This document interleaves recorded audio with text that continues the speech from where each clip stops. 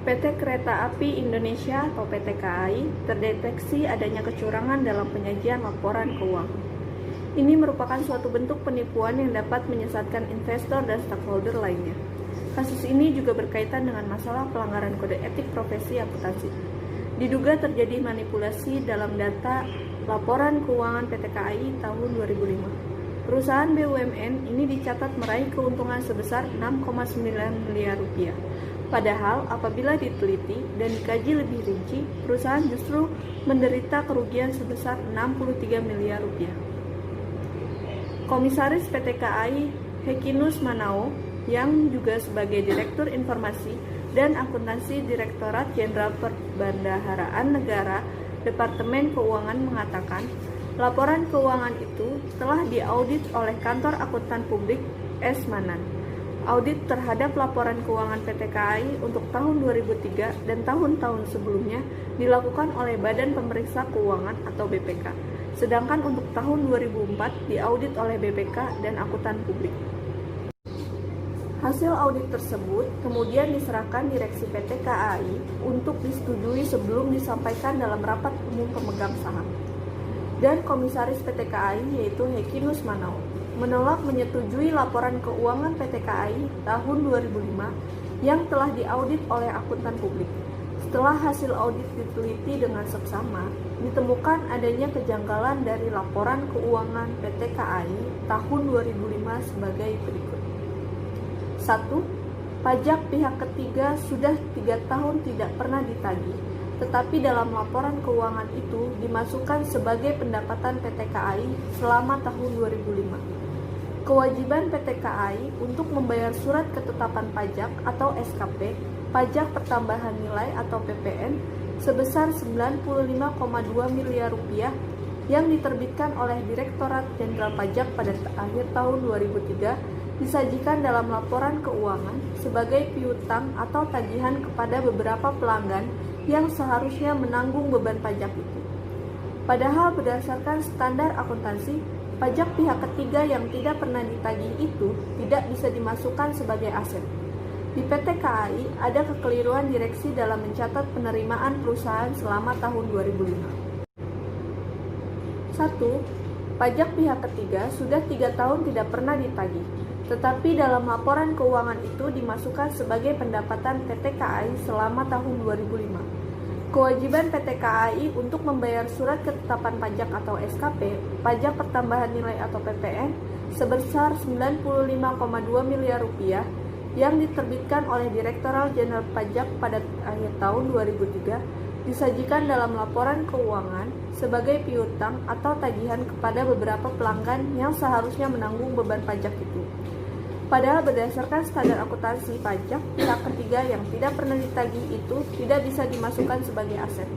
Di PT KAI ada kekeliruan direksi dalam mencatat penerimaan perusahaan selama tahun 2005. Kedua, penurunan nilai persediaan suku cadang dan perlengkapan sebesar 24 miliar rupiah yang diketahui pada saat dilakukan inventarisasi tahun 2002 diakui manajemen PT KAI sebagai kerugian secara bertahap selama 5 tahun. Pada akhir tahun 2005, masih tersisa saldo penurunan nilai yang belum dibebankan sebagai kerugian sebesar 6 miliar rupiah yang seharusnya dibebankan seluruhnya dalam tahun 2005.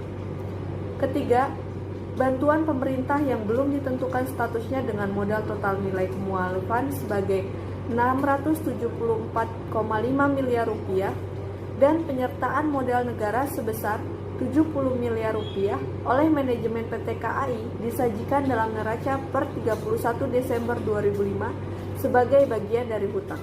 Keempat, manajemen PT KAI tidak melakukan pencadangan kerugian terhadap kemungkinan tidak tertagihnya kewajiban pajak yang seharusnya telah dibebankan kepada pelanggan pada saat jasa angkutannya diberikan PT KAI tahun 1998 sampai 2003. Perbedaan pendapat terhadap laporan keuangan antara komisaris dan auditor akuntan publik terjadi karena PT KAI tidak memiliki tata kelola perusahaan yang baik. Ketiadaan tata kelola yang baik itu juga membuat komite audit atau komisaris PT KAI baru bisa mengakses laporan keuangan setelah diaudit akuntan publik. Akuntan publik yang telah mengaudit laporan keuangan PT KAI tahun 2005 segera diperiksa oleh Badan Peradilan Profesi Akuntan Publik. Jika terbukti bersalah, akuntan publik itu diberikan sanksi teguran atau pencabutan izin praktik. Kasus PT KAI berawal dari pembukuan yang tidak sesuai dengan standar yang ditetapkan. Sebagai akuntan sudah selayaknya menguasai prinsip akuntansi berterima umum sebagai salah satu penerapan etika profesi. Kesalahan karena tidak menguasai prinsip akuntansi berterima umum bisa menyebabkan masalah yang sangat menyesatkan.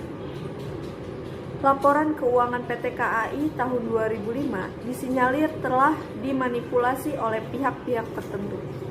Banyak terdapat kejanggalan dalam laporan keuangannya. Beberapa data disajikan tidak sesuai dengan standar akuntansi keuangan. Hal ini mungkin sudah biasa terjadi dan masih bisa diperbaiki. Namun yang menjadi permasalahan adalah pihak auditor menyatakan laporan keuangan itu wajar tanpa pengecualian. Tidak ada penyimpangan dari standar akuntan keuangan. Hal inilah yang patut dipertanyakan. Dari informasi yang didapat sejak tahun 2004, laporan PT KAI diaudit oleh kantor akuntan publik. Berbeda dengan tahun-tahun sebelumnya yang melibatkan BPK sebagai auditor perusahaan kereta api tersebut. Hal itu menimbulkan dugaan kalau kantor akuntan publik yang mengaudit laporan keuangan PT KAI melakukan kesalahan. Profesi akuntan menuntut profesionalisme, netralitas, dan kejujuran. Kepercayaan masyarakat terhadap kinerjanya tentu harus diapresiasi dengan baik oleh para akuntan. Etika profesi yang disepakati harus dijunjung tinggi. Hal itu penting karena ada keterkaitan kinerja akuntan dengan kepentingan dari berbagai pihak. Banyak pihak membutuhkan jasa akuntan, pemerintah, kreditor, masyarakat perlu mengetahui kinerja suatu entitas guna mengetahui prospek ke depan. Yang jelas, segala bentuk penyelewengan yang dilakukan oleh akuntan harus mendapat perhatian khusus. Tindak tegas perlu dilakukan. Pembahasan kasus. Creative accounting adalah praktek akuntansi yang mengikuti peraturan dan undang-undang yang diperlukan, tetapi menyimpang dari standar apa yang mereka berniat untuk menyelesaikan. Pelaku creative accounting sering juga dipandang sebagai oportunis. Dalam teori keagenan atau agensi teori, dijelaskan adanya kontrak antara pemegang saham dengan manajer sebagai pengelola perusahaan, di mana manajer bertanggung jawab memaksimalkan kesejahteraan pemegang saham.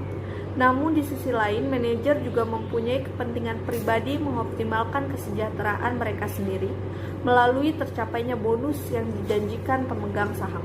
Pada kasus manipulasi laporan keuangan PT KAI menunjukkan bagaimana proses tata kelola yang dijalankan dalam suatu perusahaan dan bagaimana peran dari tiap-tiap organ pengawas dalam memastikan penyajian laporan keuangan yang menggambarkan keadaan keuangan perusahaan yang sebenarnya.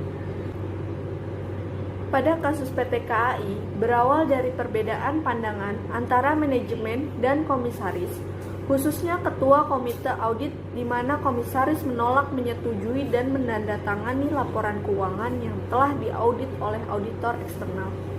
Komisaris meminta untuk dilakukan audit ulang agar laporan keuangan dapat disajikan secara transparan dan sesuai dengan fakta yang ada.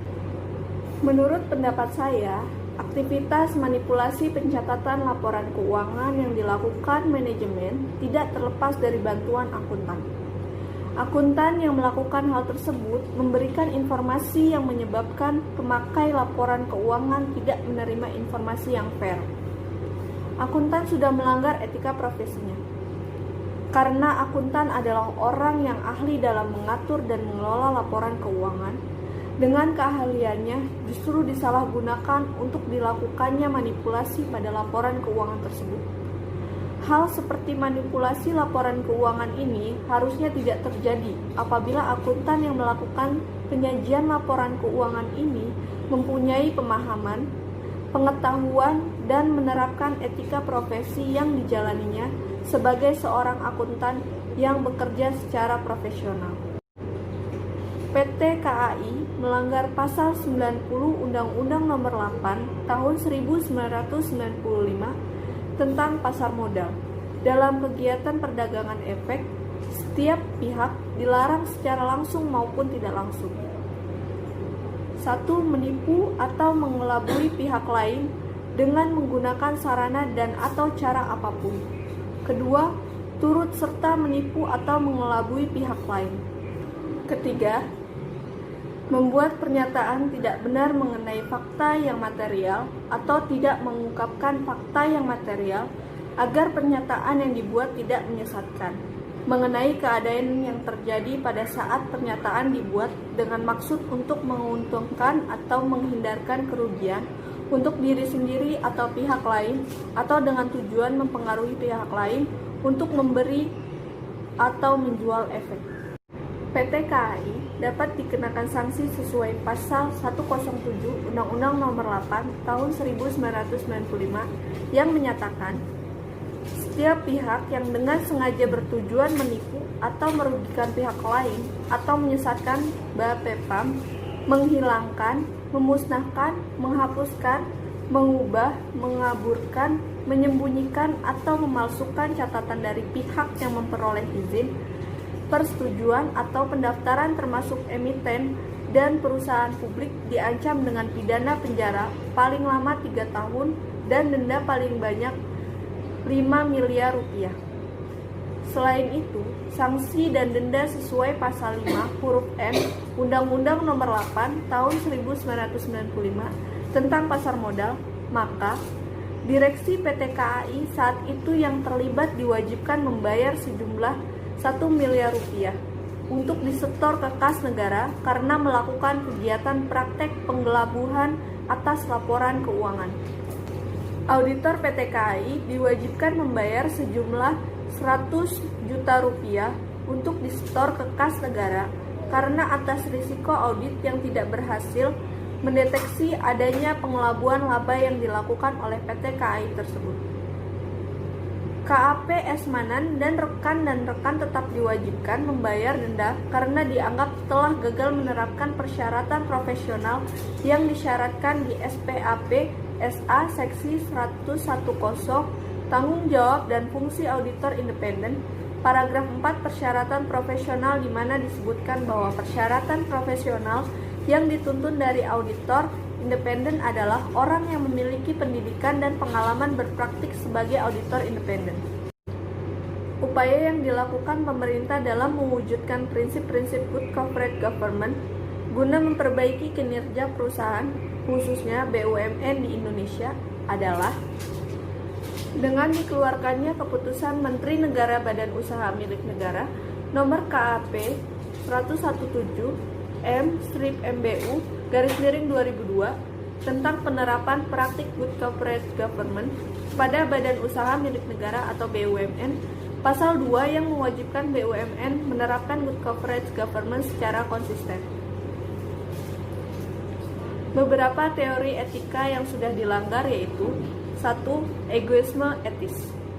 Manajemen melakukan manipulasi terhadap laporan keuangan perusahaan demi memajukan dirinya sendiri agar dilihat bahwa dia telah sukses mempengaruhi perusahaan.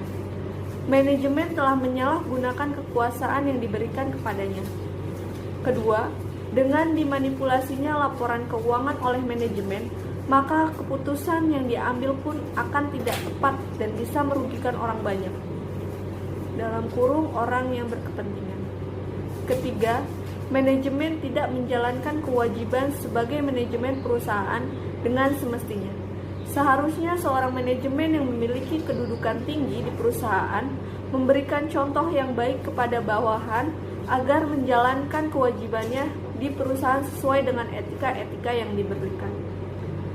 Keempat, dalam kasus ini manajemen telah merugikan hak dan kepentingan orang lain seperti karyawan dan para investor, yakni seperti para karyawan dan para investor mempunyai hak untuk mengetahui informasi-informasi mengenai kinerja perusahaan. Kelima, pada kasus ini, manajemen tidak bersikap jujur dalam menyusun laporan keuangan.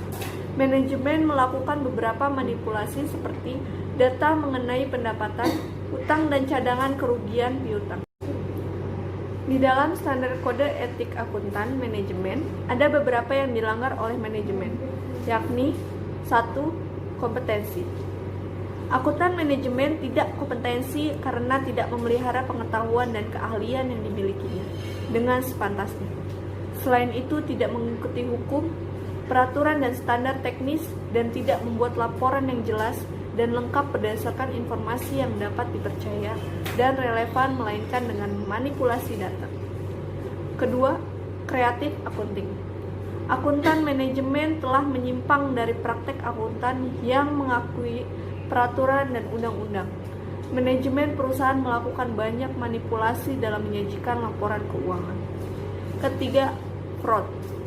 Manajemen telah sengaja melakukan kecurangan dengan menyajikan laporan keuangan tidak dengan data yang sebenarnya. Dalam kasus ini, komite audit tidak mau menandatangani laporan keuangan yang telah diaudit setelah laporan audit diterbitkan. Padahal seharusnya komite audit melakukan review bersama dengan auditor eksternal sebelum laporan auditor diterbitkan, sehingga laporan keuangan tersebut langsung bisa dilakukan audit investigasi dan koreksi apabila terjadi kesalahan pencatatan. PT KAI belum sepenuhnya menerapkan prinsip etika akuntan, dan prinsip-prinsip etika akuntan yang dilanggar antara lain: 1. Tanggung jawab profesi. Akuntan internal PT KAI kurang bertanggung jawab karena dia tidak menelusuri kekeliruan dalam pencatatan dan memperbaiki kesalahan tersebut, sehingga laporan keuangan yang dilaporkan merupakan keadaan dari posisi keuangan perusahaan yang sebenarnya. Kedua, kepentingan publik. Akuntan PT KAI diduga tidak bekerja demi kepentingan publik karena diduga sengaja memanipulasi laporan keuangan, sehingga PT KAI yang seharusnya menderita kerugian, namun karena manipulasi tersebut, PT KAI terlihat mengalami keuntungan. Ketiga, akuntan PT KAI tidak menjaga integritasnya karena diduga telah melakukan manipulasi laporan keuangan. Disinyalir telah dimanipulasi oleh pihak-pihak tersebut dan banyak terdapat kejanggalan dalam laporan keuangannya. Keempat, akuntan PT KAI diduga tidak objektif karena diduga telah memanipulasi laporan keuangan sehingga hanya menguntungkan pihak-pihak tertentu, sehingga setiap anggota harus menjaga objektivitasnya dan bebas dari benturan kepentingan dalam pemenuhan kewajiban profesionalnya. Kelima, kompetensi dan kehati-hatian profesional. PT KAI tidak melaksanakan kehati-hatian profesional sehingga terjadi kesalahan pencatatan yang mengakibatkan PT KAI yang seharusnya menderita kerugian namun laporan keuangan mengalami keuntungan. Keenam, perilaku profesional. Akuntan PT KAI diduga tidak berperilaku profesional dalam melaksanakan tugasnya karena diduga telah terjadi pelanggaran etik dengan memanipulasi laporan keuangan. 7. Standar teknis. PT KAI telah 3 tahun tidak dapat menagih pajak pihak ketiga, tetapi dalam laporan keuangan itu, pajak pihak ketiga dinyatakan sebagai pendapatan. Padahal, berdasarkan standar akuntansi keuangan, hal itu tidak dapat dikelompokkan dalam bentuk pendapatan atau aset. Sekian penjelasan dari saya tentang kecurangan laporan keuangan dari PT KAI Indonesia. Terima kasih telah menyaksikan.